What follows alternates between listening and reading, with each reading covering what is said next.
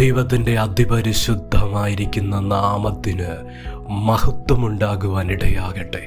അനുഗ്രഹിക്കപ്പെട്ട നല്ല സമയത്തിനായി കർത്താവിനെ സ്തുതിക്കുന്നു, വാഴ്ത്തുന്നു.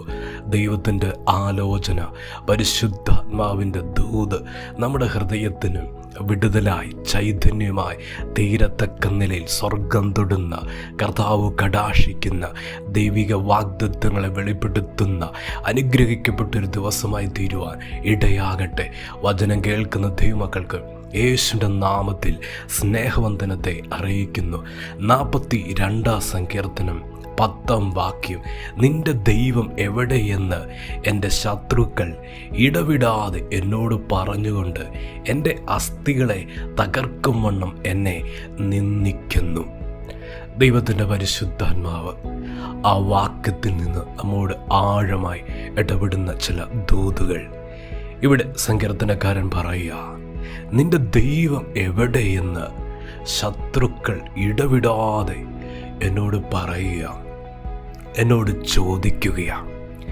മറ്റൊന്നുമല്ല, ജീവിതത്തിൽ വിടുതലുകൾ കാണുന്നില്ല, അവസ്ഥകൾക്ക് വ്യത്യാസം സംഭവിക്കുന്നില്ല, കഷ്ടതയുടെ നടുവിൽ ഒരു പ്രവൃത്തി മണ്ഡലങ്ങൾ വെളിപ്പെട്ടു വരുന്നില്ല.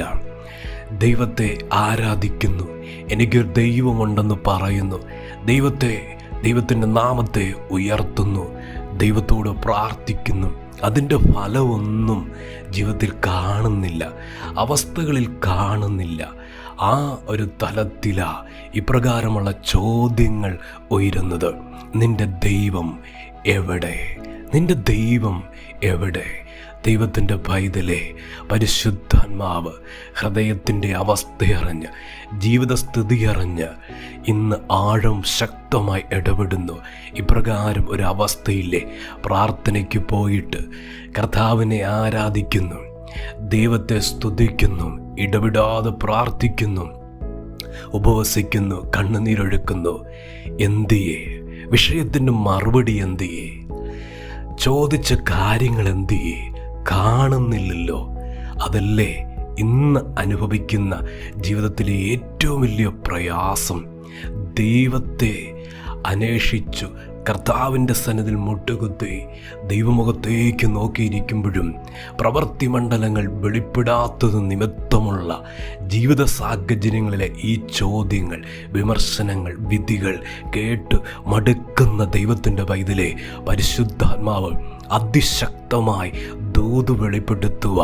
നിന്റെ ദൈവം കൂടെയുണ്ടെന്ന് തെളിയിക്കത്തക്ക നിലയിൽ എൻ്റെ പ്രാർത്ഥന ദൈവസന്നിധിയിൽ എത്തിയെന്ന് തെളിയിക്കുന്ന നിലവാരത്തിൽ മഹത്വത്തിൻ്റെ ഭുജം ചാഞ്ഞിറങ്ങിയിരിക്കും. ദൈവസന്നിധിയിൽ മുട്ടുകുത്തിയ ദൈവത്തിൻ്റെ പൈതലെ, ദൈവം സ്വർഗത്തിലുണ്ടെന്നല്ല വെളിപ്പെടുത്താൻ പോകുന്നത്, ദൈവം എൻ്റെ വിഷയത്തിലുണ്ടെന്നും എൻ്റെ പ്രശ്നത്തിലുണ്ടെന്നും എൻ്റെ കഷ്ടതയിൽ എൻ്റെ കൂടെയുണ്ടെന്നും തെളിയിക്കുന്ന നിലവാരത്തിൽ വെളിപ്പെടുത്തുന്ന തലങ്ങളിലേക്ക് ദൈവത്തിൻ്റെ കരം അതിശക്തമായി ഇറങ്ങുമെന്ന് പരിശുദ്ധാത്മാവ് ആഴമായി ദൂത് വെളിപ്പെടുത്തുക. വചനം പറയുന്നു, ഇങ്ങനെ സങ്കീർത്തനക്കാരൻ ആ ചോദ്യം കേട്ട് എൻ്റെ അസ്ഥികളെ തകർക്കും വണ്ണം എന്നെ നിന്ദിക്കുക, എൻ്റെ അസ്ഥികളെ തകർക്കുന്ന വണ്ണം എന്ന സങ്കീർത്തനക്കാരൻ പറയും. ദൈവത്തിൻ്റെ പൈതലെ, ഇങ്ങനെ ചോദ്യം നിമിത്തം വിശ്വാസത്തെ തകർക്കുന്നുണ്ടോ? ഇപ്രകാരം ചോദ്യം ഉയരുന്നത് കൊണ്ട് പ്രാർത്ഥനയെ തകർക്കുന്ന തലങ്ങൾ വെളിപ്പെടുന്നുണ്ടോ? മനസ്സിനെ തകർക്കുന്നുണ്ടോ? മനസ്സിൻ്റെ സമാധാനത്തെ ഇല്ലായ്മയാക്കുന്നുണ്ടോ? ഹൃദയത്തെ തകർക്കുന്നുണ്ടോ? ഇന്ന് പരിശുദ്ധാത്മാവ് ചില ഹൃദയത്തെ നോക്കി ദൂത് വെളിപ്പെടുത്തുക. ഇപ്രകാരം വാക്കുകളും ചോദ്യങ്ങളും ഉയരുന്ന ഈ സമയത്ത് ചിലത് തകർക്കാൻ വേണ്ടിയ വിശ്വാസത്തെ ഒന്ന് തകർക്കാനാ, ആ പ്രാർത്ഥന തലത്തെ ഒന്ന് തകർക്കാനാ, ദൈവത്തോടുള്ള സ്നേഹത്തെ ഒന്ന് തകർക്കാനാ ചോദ്യങ്ങൾ ഉയരുന്നത്. പക്ഷേ പരിശുദ്ധാത്മാവിൻ്റെ ശബ്ദം, അവരുടെ മധ്യേ ദൈവപ്രവൃത്തിയുണ്ട്, അവരുടെ മധ്യേ ദൈവിക വിടുതലുണ്ട്. കർത്താവിൻ്റെ ദൂത് ഏറ്റെടുത്തു. വിളിച്ച ദൈവം വിശ്വസ്തനെന്ന് തെളിയിക്കുന്ന നിലവാരത്തിൽ, വിളിച്ച ദൈവം മഹത്വമായവനെന്ന് തെളിയിക്കുന്ന നിലവാരത്തിൽ ദൈവത്തിൻ്റെ സമ്പൂർണമായ കരുതൽ ഈ വിഷയത്തിലുണ്ടെന്ന് പരിശുദ്ധാത്മാവ് ആഴവും ശക്തമായി ദൂത് വെളിപ്പെടുത്തുക.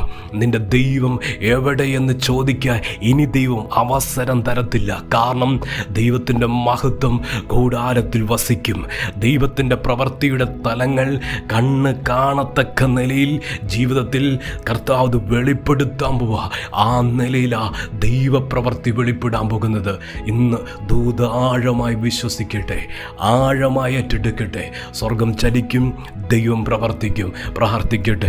സ്നേഹവാനായ ദൈവമേ, സ്വർഗീയ പിതാവേ, ചില ചോദ്യങ്ങൾ വിശ്വാസത്തെ തകർക്കുക, ദൈവത്തോടുള്ള സ്നേഹത്തെ തകർക്കുക, ദൈവത്തിലുള്ള ആശ്രയം തകർക്കുക.